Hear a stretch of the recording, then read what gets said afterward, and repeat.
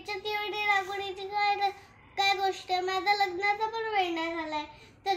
तर एक खेळणं तिला सांगितलं तर ती इतकं नाराज होते आणि ना सगळे खेळणे आता भंगारवाल्याला दिले आपण आणि आता ते थोडेसे राहिले तर एक खेळण्यासाठी काय दाखवायचं हा ना. आई का रागवते माहिती आहे का की तू परत परत तेच खेळणे घेते श्रावी. वेगवेगळे खेळणे घेतले तर मग रागवणार नाही.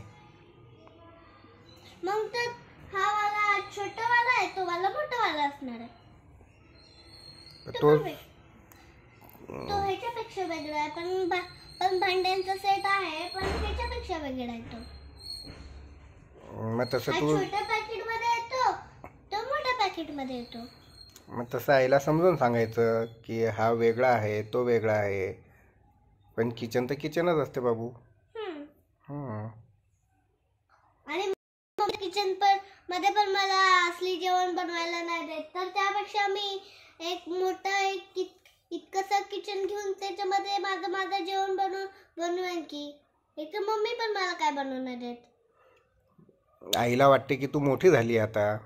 हा लग्नाचा पण वेळ नाही आलाय. लग्नाचा पण वेळ नाही आलाय ह्याच्यात. मग तू मोठी आहे का लहान आहे? अजून जरा छोटी आहे मी त्या माईपेक्षा बिंगबेशपेक्षा. दादा म्हणायचा. आणि मग म्हणून मग तुला आता खेळणे खेळायचे आहे का अजून? लग्न नाही झालं म्हणून? आता लगेच 10 किंवा 11 वर्षाची झाली तर माझं असं खेळणं मागायचं सोडून टाकेन मी.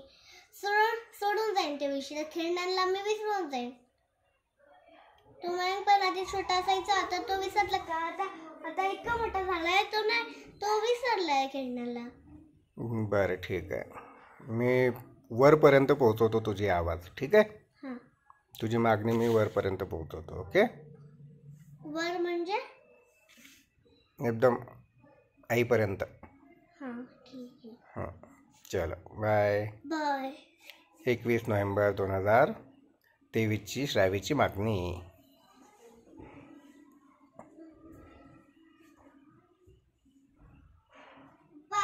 आता मम्मीसाठी मी इतकं भारी बनवेन ना डायरेक्ट बॅग. ओके बनव लवकर बनव.